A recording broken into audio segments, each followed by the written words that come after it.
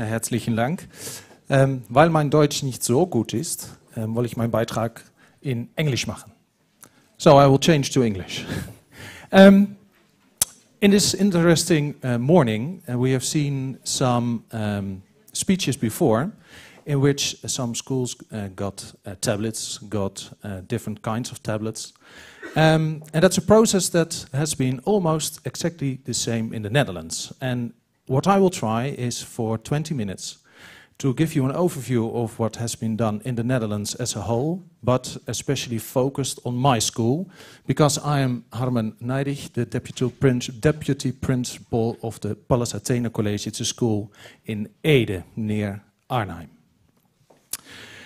But at first, we have to see what kind of trajectory we have passed through in the Netherlands in the last few years, and especially in my school. Because we have to see that communication, and it's all about communication, what we are talking about today, communication is not something new. And the first tablets are not what we think they were. And that makes that communication, in the way we think it is partly technology driven. When did we decide to start projects with tablets? That was on the moment that there came tablets. When did we decide to have projects with personal computers? That was when the personal computer arrived.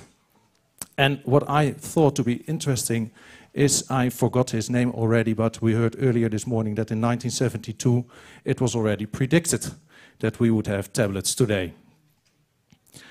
And that's a kind of evolution that we are taking together. I don't know if you know this sign. This was with the introduction of the personal computer. But now we are already again standing up, because the tablet is also usable like this. Another thing that we have to concern about is that communication is mainly in the world a thing that different values, we all have different values, and those different values lead to different standards. And those values are between the generations. It's the elder people that, well, not all of them, but most of them think, well, all right, computers, not my piece of cake, not my kind of thing I want to use. But also between the different countries. And that's what's really interesting about what we have seen the last 3 years during the School IT Rhein-Waal project, is that two countries that have to work together on a project that has a common goal, we foresee so many different complexities during the project. But nevertheless, we go, and I think this is what we want. Cooperation, working together. This is a grandparent with a grandchild, but it could also be a teacher and a pupil. What we decided not to do, and that's why my talk is called Bring Your Own Device, and I will come back to that later, is what you see in the Netherlands at this moment. That is that there are, they have started last year, but there are now already 20 of them, are the so-called Steve Jobs schools. We already have 20 of them. They don't have any books anymore, and the schools are completely iPad-based. It's a choice, and many schools, well, 20 at the moment, but it's increasing the number of schools that's going to be an Steve Jobs school. It's an official kind of school. The number is growing. But it doesn't fit in what we think is bring your own device. The devices that students have to buy in a Steve Jobs school, but also in other schools that decided to start with tablets, are prescribed. And they are prescribed in a way that, well, when you want to start on our school, well, be welcome.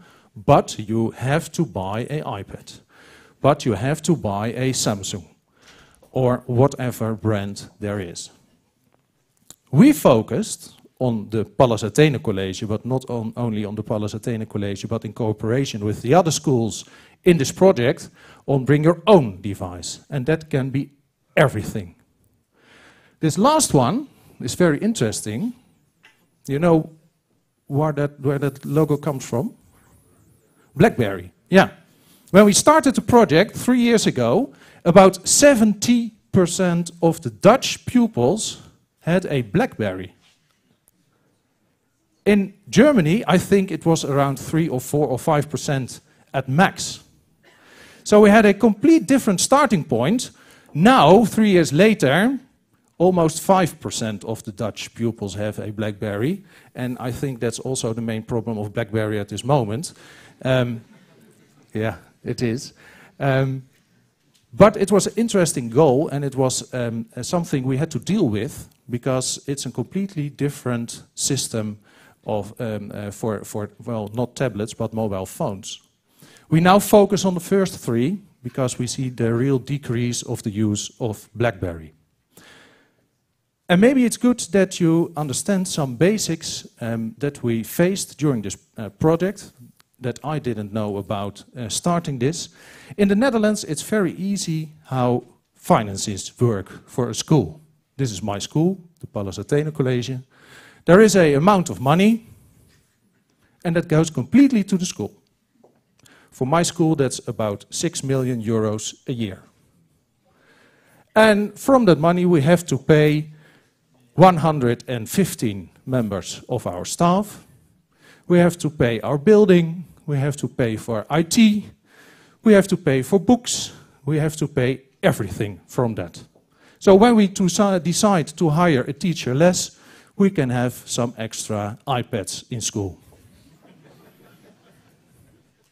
It's, of course, a joke, but it is what it is. And every Dutch school works like this. They get from the ministerium in the Netherlands an amount of money based on the number of pupils that you have. My school has a number of pupils of, at this moment, 1,086. And that's why we receive around 6 million euros a year. In Germany, that works a little bit different. Of course, you know that it works a little bit different. But it has a major effect on the decisions that you make. We have a school board of 2, the principal and I. And finally, we decide everything we do in our school. Of course, we need good exam results. They are counted. They are open on the internet, so everybody in the world can see exactly for my school what our results are, how they are compared to all the other Dutch schools. If we have lacks in several classes we give. You can find whether we fulfill our 1,000 hours of education for every year. Everything is monitored. In Germany, it's a bit different. And that's one of the things we focused. It got very quick in the Netherlands that we said, well, all right, we have a wireless LAN. In 3 months, it was there.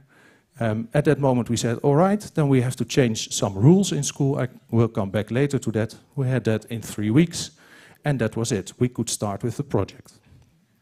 I don't have anything to say about what system works better or not, because I can also tell you a lot of things about the risks for a school when you completely decide how you work with your money. But this is for the IT, it got very quick. We have therefore a direct influence on our investments, and we really, and that's what we are, our investments are part of our school's own policy.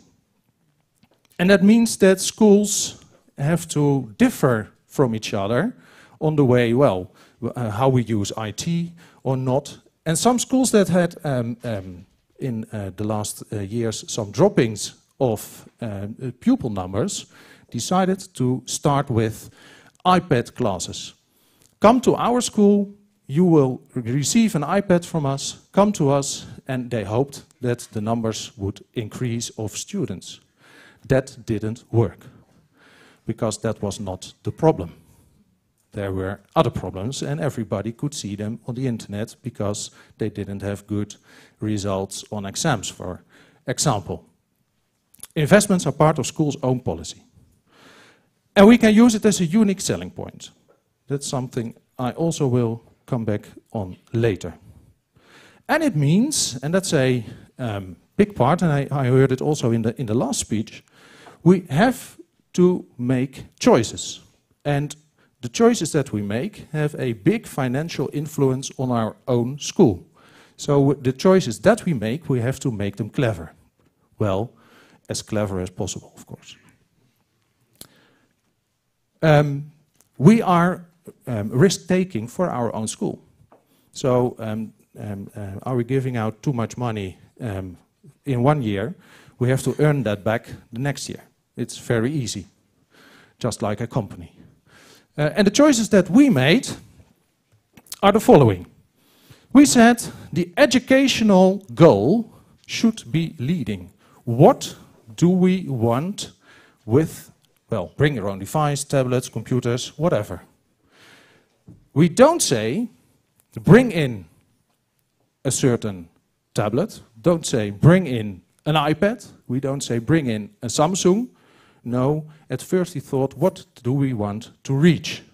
And the educational goal for our school was, we want that apart from books, apart from the handwriting, apart from what a teacher can show on a digital whiteboard, we want the students in class to have the possibility to look up further information on their own, together, but with a big encyclopedia, not in a book form, but just with a handy on your table. We also wanted it safe and regulated. Those are two pictures of the same door in our school. We decided to make wireless zones. And the wireless zones, we have wireless everywhere. Every classroom, every place, even on the outside of the school. And we call them communication zones. When a student is in a green zone, and that's almost 1/3 of the school, they are completely free to use whatever kind of communication. Communication like we are doing now, well, that's one-way communication for this moment. But talking, calling someone else by phone, chatting, whatever. What we see is that students really feel free to sit and watch on their private cloud environment that we have for our school. Where will be my next class? What's my homework? Do I have anything yet to be finished for my planning? What do I still have to fulfill for some subjects? And they sit down, they relax, and they work with their mobile phone, tablet, whatever. They are free. In the red zones, and that's in the parts that are completely the ways to the classes, to the classrooms, they are not free to use it. They're only free to use when the teacher says, well, all right, bring in your own device, put it on. We allow them to have it with them, a mobile phone or a whatever, every moment of the day. So they don't have to put it in a locker or whatever. They have it with them all day. They are allowed to use it in the green zones.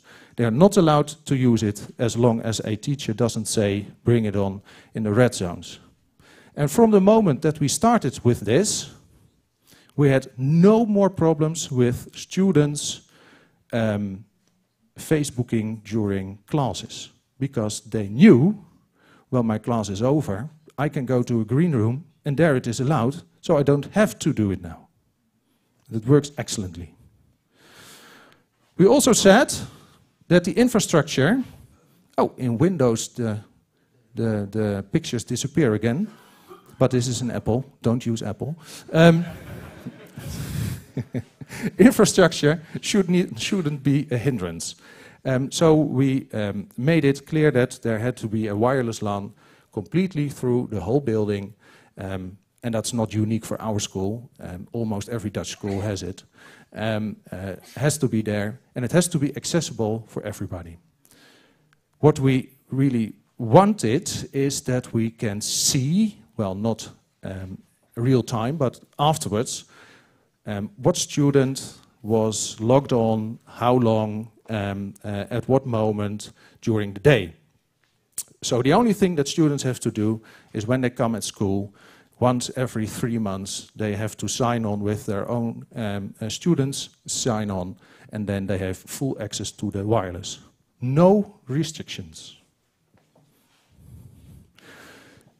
Well, that's what I said, wireless connections everywhere. And the other choice that we made, it's not very good to read now, but that there is some harmony between tablets, smartphones, iMacs and PCs. We have them all in school. And due to the fact where we want to use them for, we have some rooms, some different spaces with different kinds of IT.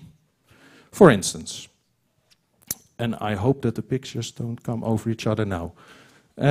For instance, we have a library with newspapers, but no paper newspapers. We have newspapers on tablets.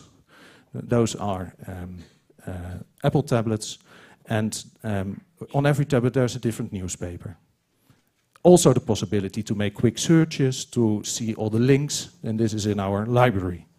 But it's not usable when you want to make, for instance, a movie. So we have iMacs in another classroom in which we give what we call filmkunde, learning to make movies. It's one of our ways of having arts as a exam. Another room is for exams and normal work, and that's with PCs. Because PCs, personal computers, have possibilities that you can't have on a tablet. So what we decided is, what do we want, where do we want it, how do we want to use it, and what kind of device is needed. Well, what would he do? We experimented, apart from this, but this is what you saw is what we have as a school, but private, bring in class, have it on your desk, and use it whenever your teacher says you can use it. But did teachers use it? We had some IT experts, that's a group of students in our school that we sometimes ask, are we on the right track? Help us. Do you see possibilities, opportunities that we don't have at this moment? Research has been done about that by Experium. I will go quickly through the results. We had 2 points that we saw the students, that they asked the students, and it's combined the answers. How much do you use IT in class? Well, when we started, you can see 76% didn't use IT in class. In June this year, it was 85%. We had some classes, and now at this moment, it's in more than half of the lessons. We use it at least every month. The teacher skills, that's something that was monitored also. You see it's a very small n, but you can say something about it, is that the teachers from themselves, we didn't ask them, are you now a power user? There were asked some different questions that led to this conclusion. And you see that teachers, by just having the opportunity to use mobiles in class, that they grow, and we didn't say you have to grow, but they did, to power users. Is it all bright and shining? Well, no. We didn't see any change, well, small but not very clear, in the way that students use media. And that wasn't really a goal at the moment we started, because students in our, the way we think, didn't have to change in the way they use it, but they have to use it extra also in class, not only at home. So maybe that's something to have the conclusions in this way, that there wasn't a real change in the way they use it, but it could be. There was a qualitative change during this project of 3 years. Experts and starters, they got together. We had to rethink our standards. And that's what I told you about the wireless zones and so. Homework and planning. We are completely digitally about that. Students don't have any agendas anymore. Well, they have, but it's in here. New methods that are that come into school and the teachers think about, they are more digitally. They say, well, when I have to start with a new method in about 2 years, please, do I have the opportunity to choose for a digital one? And our answer is yes. We say for teachers and students, there is no more you must do, but they will do. We have at this moment 2 classrooms that don't have digital boards.